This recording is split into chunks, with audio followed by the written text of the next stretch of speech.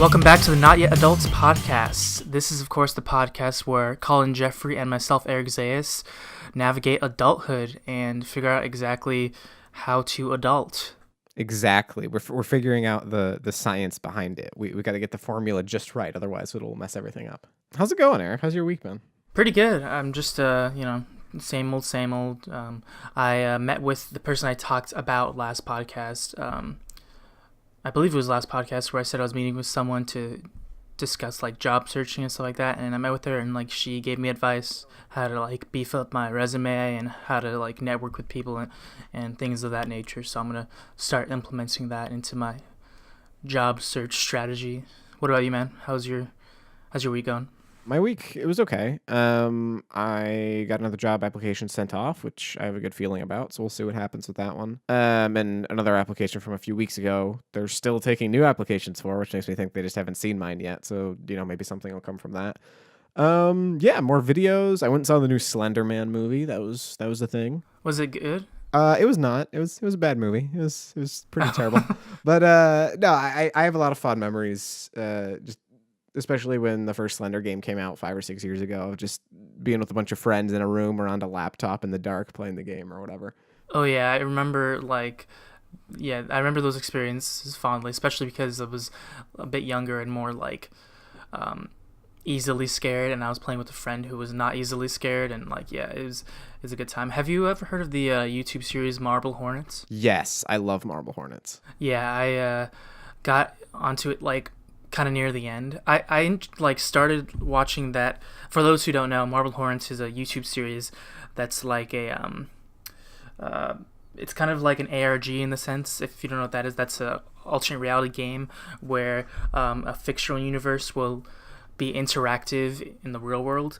And this one was a series where the people who made it used the format of YouTube and like internet video to release what were supposed to be like found footage stuff, like found footage clips from a friend who was making a student film called Marble Hornets, which is just like a teen romance thing that was like a school project or something.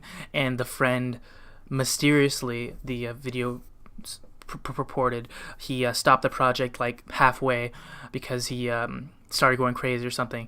And then when his friend found all these like videotapes, because it was on film, his friend, the director who went crazy, said just burn them. So instead of doing that, he went through them and like put like released random bits and pieces that were out of order as YouTube videos, and then you could see in some of the clips someone in the background, and basically it was like taking the creature Slender Man, this mysterious figure, and like sneaking him in to the back and creating this like really unique narrative through that. It was awesome. It's like a Blair Witch kind of like YouTube series basically, but it went on for years and years and years. I think there's like 90 something episodes or something ridiculous. Blair Witch for like the YouTube one of the like early YouTube generation. Yeah, and it's very kind of like it's American made, but it's kind of that Japanese surrealist horror kind of style where it's like very, very little is actually told to you. Like you see things that are happening, but they almost never explain anything, which is cool. I like started watching it. They were like almost done, and so I like binged through it. And when I caught up to the most recently released video, like they only released like 3 more videos after that, and then the series was over. So I was like, oh, I caught up just in time. They started doing the second series called Clear Lakes or something like that, and it was done by the same people, and it just didn't feel the same. I don't know. It was just they were like one-offs, and they didn't really make any sense in a larger narrative. Yeah, I know they like started releasing like new stuff on the same channel, but for me, when like a series is done, it's like it's done for me. Even if they try to continue it, I'm like, like I've moved on, sort of. That's how I am with a lot of things. Like with Breaking Bad, when that ended, I was like, great series, perfect ending. I don't need any more. And then Better Call Saul came out, and I've heard really good things about Better Call Saul, and I watched like 1 or 2 episodes, but I was just like, I don't need this, like Breaking Bad is like done for me, and this whole world is, for me at least, I'm ready to move on. But like a prequel series that focuses on like, well, and Breaking Bad is a perfect example of a flash in the pan that was incredible and didn't overstay its welcome. It ended at just the right time. None of those seasons are bad. Every single season has a ton of good moments, and then it ended right at the peak of its popularity. It didn't go on like, cough cough Walking Dead, where here we are like 9 seasons in and like I don't freaking care anymore because you should have ended it 3 seasons ago, you know? Yeah, and also with like The Walking Dead, for example, in my opinion, it lost a lot of momentum in the second season, and it's going on for like it's one of the rare.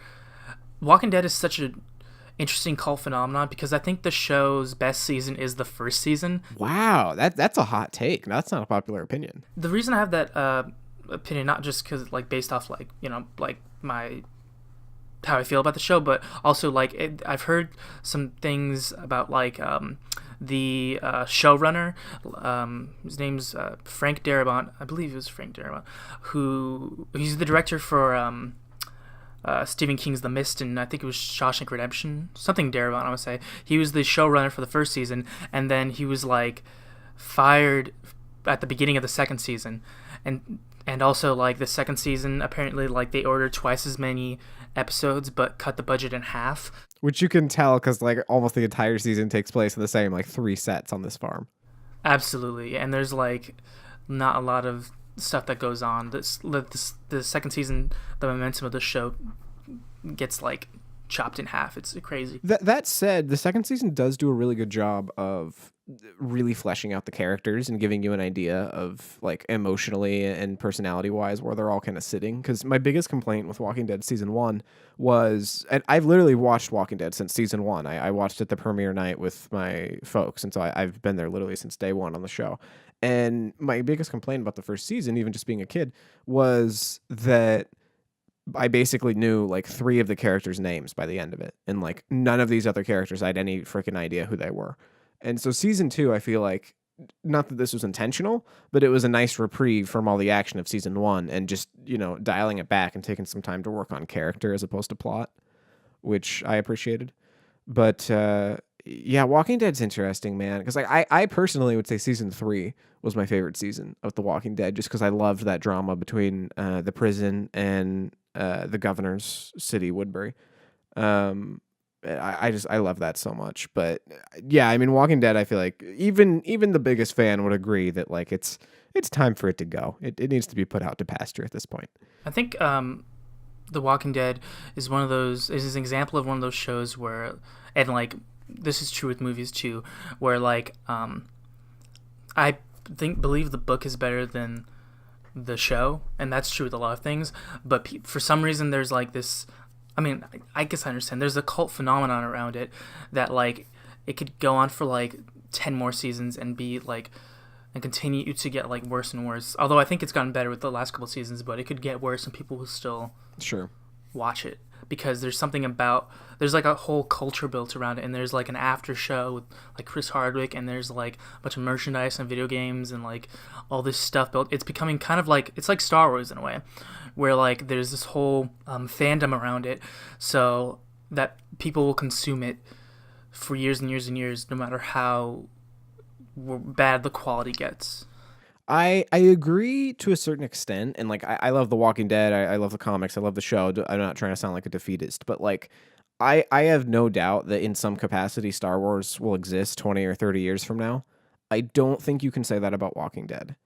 I think people will look back on what's already there and enjoy it, but I don't think the comic or TV show or even the games will still be releasing new stuff like 20 years from now.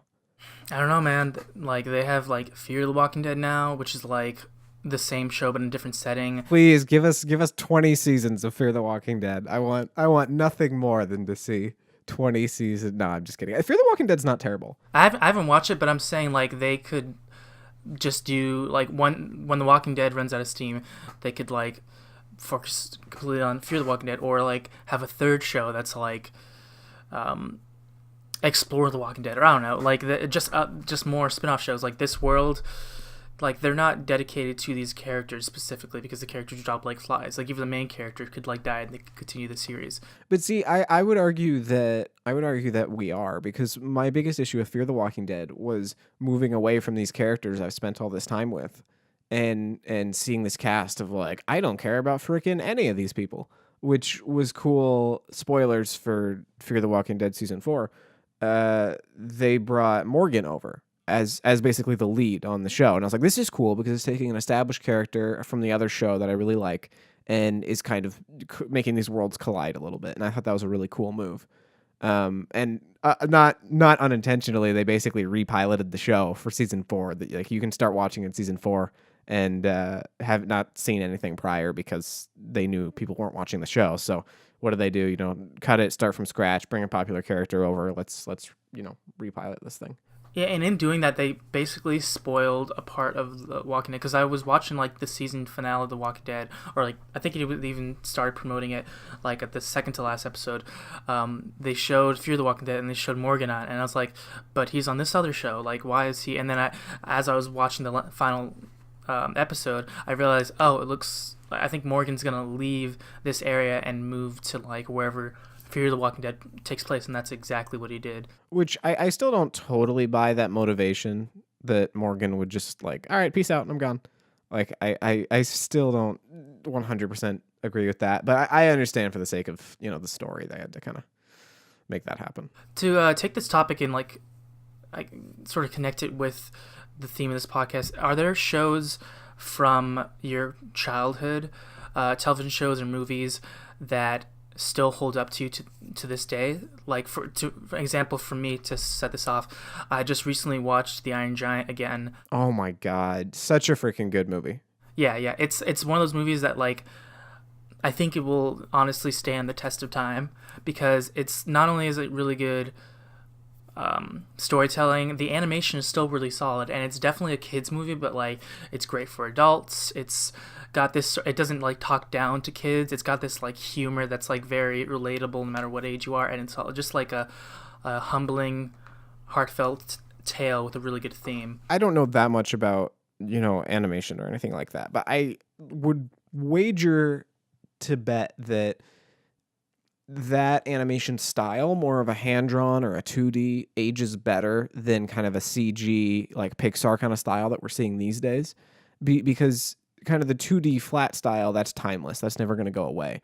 As opposed to this kind of 3D sort of pseudo photorealistic. I'm thinking like Incredibles, Nemo, things like that. Like, that's very, very dependent on wherever the computer technology is at the time of its release. And so after 5 or 10 years of that technology developing, you're like, oh man, that doesn't look that good anymore, because we have all these strides that have been made since then. As opposed to hand-drawn or 2D animation, like, you can go back and watch, anime or movies from 30 or 40 years ago, and it still looks awesome. Very true. I believe in the case of the Iron Giant, it's a little bit of both. Like, they're definitely, most of the characters are like 2D hand drawn, and the backgrounds are for sure. But with all the stuff that happens with the Iron Giant, you can tell it's computer animated, and there is some like stuff that isn't like perfect with it. Like, oh, I can, it's very clear that there's such a difference between the computer animated stuff and the 2D drawings. But I think even with like your eyes recognizing that you're looking at a computer generated thing, it still looks like there's a crispness to it, not Christmas, that it's just like, it's so well detailed, and it worked so, you can tell there was so much love and work put into it that it like still holds up. No, for sure. That's a top tier. I would just say it's a top tier movie. I wouldn't even put the quantifier of a child's movie. I think it's good for just about everybody. Is there any other shows that like you watch the kid, like cartoons and stuff, that you've tried watching as an adult, and either you like thought, oh, this still works as a really good show even though it's really old and meant for kids, I still like enjoy this as an adult? Or have you had an experience where you watch a show and it's just like, oh, this does not hold up, I don't know what I thought like saw in this as a kid? Little of column A, little of column B. I feel like the one that comes to mind is probably the same for a lot of people, is classic Pokemon first season, which I loved watching as a kid, and I looked forward to it every day. And looking back on it, I understand that in terms of storytelling, it's very formulaic and very safe because it's a kid's show. But also you have all that nostalgia looking back on it, of remembering being a kid, remembering watching it with your cereal, playing the game or whatever. And so it's kind of that fondness for the past that you have. In terms of shows that I feel like really hold up under scrutiny. I don't know if you ever watched Code Lyoko, but that was like my jam growing up. It was this French anime that's kind of Matrix inspired, and I remember Code Lyoko. Do you think it holds up? I haven't seen it since I was a kid, but do you think it's still like as good? I about 2 or 3 years ago went on this buying spree of like I need to get this series because it's not on Netflix, it's not on iTunes, like you can't get it anywhere. It just fell off the face of the earth, and which is very strange because there's some sort of French licensing issue or something. I don't really know what happened, but basically I went on Amazon and eBay and just started buying the DVDs as best I could, and they're like very rare and they can get very expensive.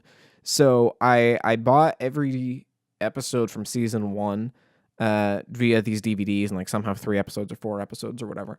And from there I had to stop because like from there on it was going to be like $200 a season to get this show, and I was like, it's not worth it.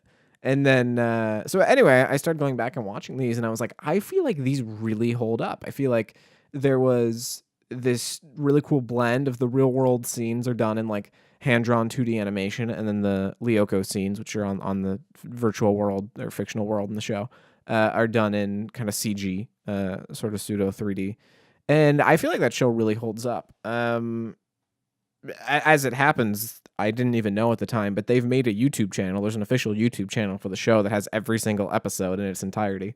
So that would have been nice to know before I started buying the DVDs. But, it is what it is. As with the DVDs, I think you probably have like extras and stuff.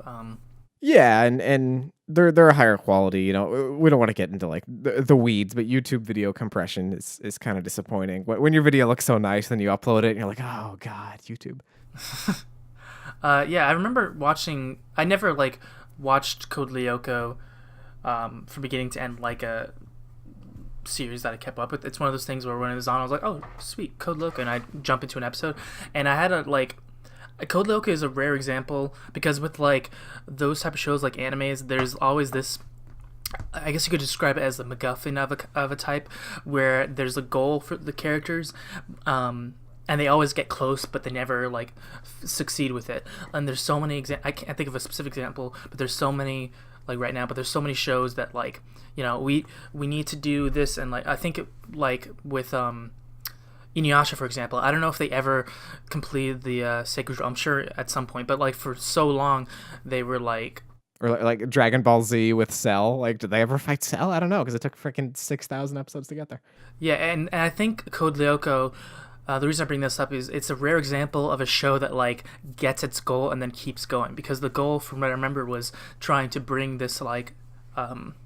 This I forgot the character's name, but this like girl from a computer program into reality, a person who was born in this like virtual world and doesn't have like a physical body, figuring out how to bring her into the real world. And then like I remember like I was watching a random episode, and it must have been like a season finale of one of the seasons, and they do it, they succeed, and I was like, oh my god, they did it. They did it. I would never. I thought this was gonna be one of the shows where like they always tease it but never get to it. And how rare is that in kids shows to make tangible progress of like something happened in this episode, not something that we're gonna retcon, not something that disappears after this one episode. This has forever impacted the show moving forward. And Code Lyoko has so many of those moments. That's why it's so special to me. Is it's not a serial series in the sense that the episodes are directly building off each other, but so many episodes have so many things that fundamentally change the series moving forward that by the end of the 4th season, you feel this weight that every action has because you've seen these characters through all this time in their life, which I think is really cool. I'm just so glad that Code Lyoko is the show that holds up. I should really consider watching it because it's like it's because it's French animated. It was like so unique, and it seems so niche, but it's one of those rare examples of something that's so specific yet there's something about it that I can't put to words that you like really like connect with and like cling to, I think. Yeah, absolutely. Just let me know if you want to do the Not Yet Adult spin-off podcast where we review Code Lyoko episodes one by one all the way through the series. Just Code Lyoko. Just, dude, it'd be like the most niche podcast ever, but it'd be awesome. Yeah, so I mean that's a really special series to me. I do think it holds up, even though I wouldn't say it works for adults as much anymore, but if you're a fan of animation or if you liked it as a kid or whatever, I think it holds up really well. Teen Titans was one that I really liked growing up, and I feel like that holds up pretty well, but obviously, That was my jam as a kid. well, and it was future proofed too, because who knew superhero stuff was going to become the most freaking popular thing in the world 10 years later. And then they came out with the Teen Titans Go, and it's like trash garbage. Yeah, we don't talk about that. It's yeah. Let's Teen Titans Go doesn't exist. Yeah, it's a little too close to home still. I'm like, I'm not totally recovered from that one yet. So what is it about these shows looking backward that really resonated with us? Was it just the time in our life, or was it something about them? Because I feel like most of the time when we look back on these old cartoons or whatever, it very much is kind of the fondness we had for when we saw them the first time. Like if I had never seen Teen Titans before and I went back, or not went back, I went and watched it now for the first time, I don't know if I could honestly say that I would enjoy it, because it is skewed at a younger demographic. So I mean, what is it about these shows that 10, 15 years later are still making us think about them? I don't know. It's definitely a nostalgia factor. I think also part of it is like trying to, and this is true with so many things. There's something about having an experience that is so like joyous when you're a kid, because you're a kid and you're very like curious and very creative, and like the world there's so much possibility and for your like imagination, that these shows really like explore with their premises and with their like actions, that you don't, when you get older, that sort of like imagination goes away, because I think you see more of the world and you see more of like the limitations of like reality, and like, oh, people can't fly, people can't, you know, shoot lasers out of their eyes, and stuff like this. And like when you look back and think, oh, this was a show I saw when I like believed that, God, this is gonna sound so sad, but that this is something I watched when I believe like magic was real or whatever. Let me see if like if I can watch this and get like even just a small tinge or a small sample of that feeling back. Let me see if I can recapture that. And some shows are so rare that you watch it and you like get that sort of feeling again. Yeah, and that's, I mean, like to hit at the core theme of this podcast, that's one of the hardest things about growing up is knowing that none of those moments are behind you necessarily, but just the way that you interpret the world and take in information, and the lens you view things through is so much more skeptical and defeated and disenfranchised than you were as a kid. And that's not to say that, you as a person are any of those things, but just comparatively, you are so fundamentally different than you were when you were younger that it's hard to remember to take time and see the world in that way anymore, of just getting lost in something, like really getting lost in something, and kind of believing in the magic a world has to offer you. That's something that, as adults, that's kind of frowned upon, because when you're that into something, or you're that passionate about something, people are kind of like, well, okay, shouldn't you be at a job right now or something? It's discouraged, I feel like, for adults to have that level of passion or belief in something. Yeah, because like there's like an immaturity with that. There's like sort of like I think some like there's plenty of adults that get away with, having that sort of like passion, but they have to like really, they have to be like creators, or they have to like make that passion into a job. They can't just, they're the people who like just have this sort of childlike love of something and don't really do anything with that beyond like just consuming it and sharing it. Those kind of people, unfortunately, are just like looked down upon, whereas like people who like make something of their lives with that passion,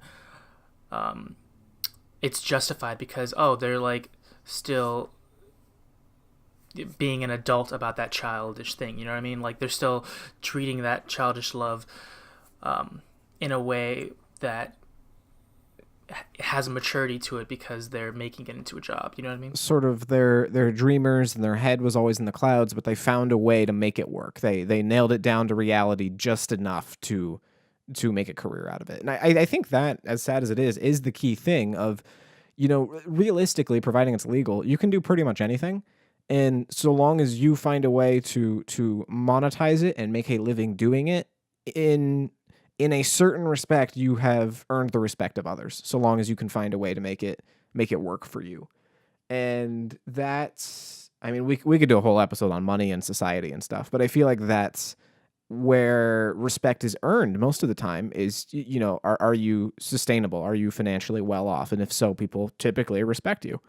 And that's, something that for most people does not come synonymously with children's TV shows and fictional worlds. Most people haven't found a way to make that work. And some people have, and those are the people that we remember and talk about every day. But it's hard because I feel like as you get older, you're discouraged more and more from exploring those worlds, and that's sad because you think about when you were 5 years old and you're watching these TV shows and talking with your friends about it on the playground and all this stuff. That's a really special feeling, and those days are kind of behind us now, and that's sad to think about. The only thing that's similar to that nowadays is like watching like something like kind of a callback to earlier in the podcast, watching something like Breaking Bad or The Walking Dead, and it's a more like adult show, but similar to a kid's show in the sense that there's like, I mean, it's similar to any show in the sense that there's like a person with a goal, and the way they achieve that goal is like a trial and error type of thing. Sure. That you can discuss with people that watch that show. That said, though, like, I would love to get lost in the world of Code Lyoko or get lost in the world of Pokemon. I could not be paid to get lost in the world of Breaking Bad because every single one of those characters is in such a freaking dark hole, awful backwater part of their life that, like, I wouldn't want to be anywhere close to that. And I feel like that's true of most shows skewed towards adults, is everything is so dark and so gritty and so hyper realistic in a lot of senses. It's just, I'm like, I don't want anything to do with this, and that's why we watch it. We have sort of this vicarious reasoning for it, because it's like, I would never want to make meth and be a meth kingpin in Albuquerque, New Mexico, but I would love to watch Walter White do it. Yeah. Yeah, it's scary to think about. That's one of the biggest differences between kids shows and adult shows. With kids shows, you watch and you're like, that kid's a superhero, or that kid's like a spy, or like that's something I'd like to do because it sounds cool. But adult shows, it's like, oh, the main character's a meth dealer or a criminal or in jail, like Orange is the New Black, or in a zombie apocalypse like The Walking Dead, or like a night in the cold watching this giant ice wall so that like the wildlings don't cross.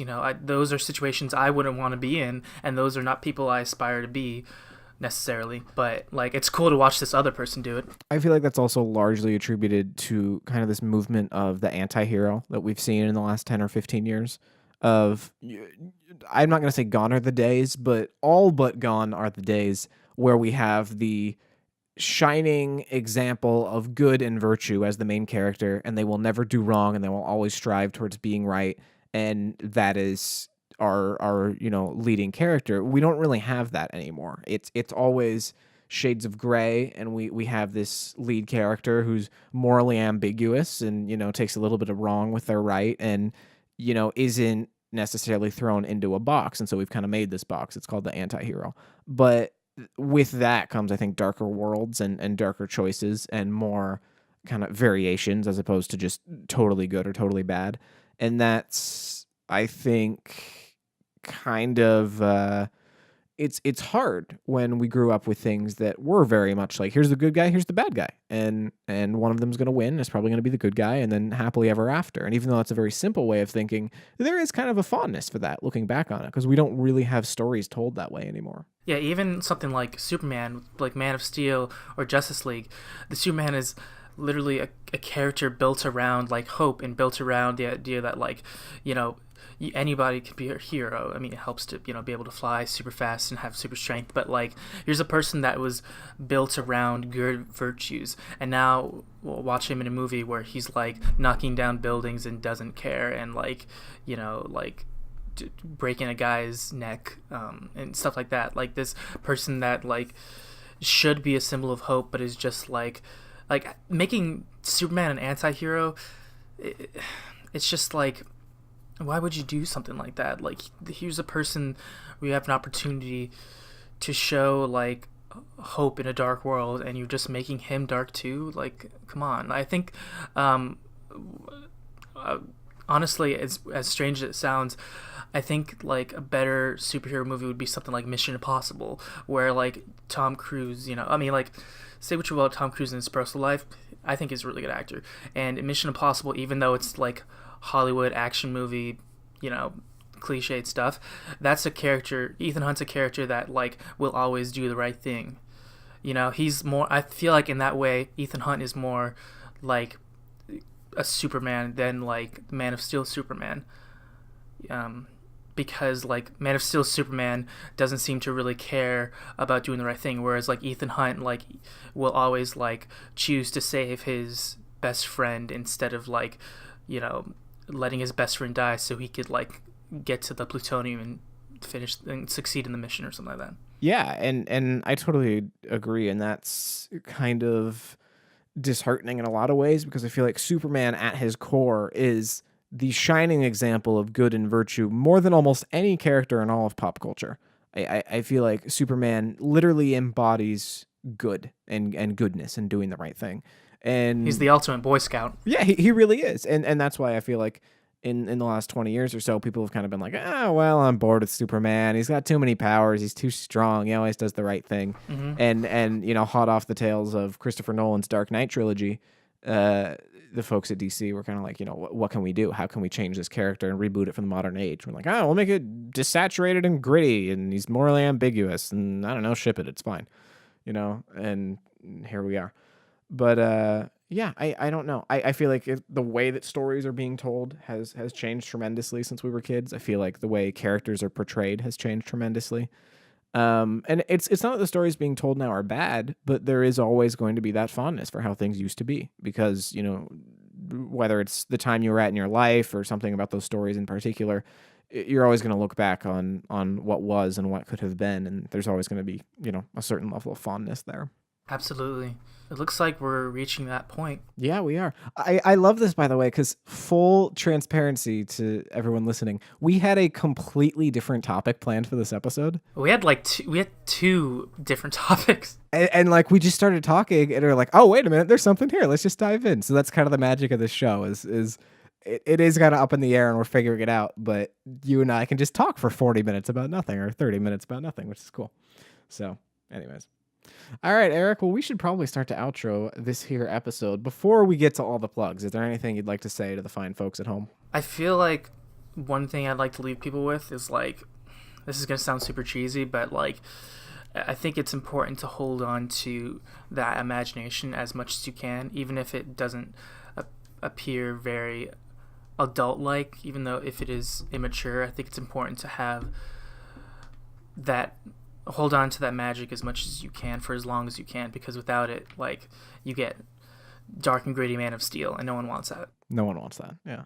And I feel like I wouldn't say this podcast necessarily has a theme or an underlying message, but if there was, I think it's that. It's that as you're getting older and as you're quote unquote an adult, it doesn't mean you need to let go of, a lot of these things that made your childhood special. I feel like if more people brought that with them into adulthood, at least in some respects, then we'd be a lot better off as a society. So, smile every now and again, but go back and watch that cartoon. It's okay. It's all right. You're not going to lose your adult cred too much. It's going to be fine. And a lot of those cartoons you watch as a kid hold up really well. Samurai Jack, watch that now. Yeah. It's a kid's show. It's got like cartoon sound effects, but it will always be a beautiful show. I'll watch that when I'm 80. Folks, Samurai Jack is a phenomenal show. And this has been a phenomenal episode. So thank you all so much for joining us. We are all around the interwebs. Great transition. Thank you, Eric. I appreciate it. We're all around the interwebs. We are on Instagram and Twitter and Facebook, Not Yet Adults on all three. We're on a subreddit now. It's r/Not Yet Adults, which is really cool. The podcast can be found on SoundCloud, Apple Podcasts, Google Podcasts, Stitcher, pretty much anywhere you listen to podcasts, and of course YouTube, if that's your preferred listening method. Remember that new episodes of Not Yet Adults go up every Monday and Friday at 9 a.m. Pacific time, talking about all sorts of things and stuff, and sometimes nothing at all. And maybe that's the point. So thank you for listening. Thanks for being you. We love and appreciate you. And this has been Not Yet Adults.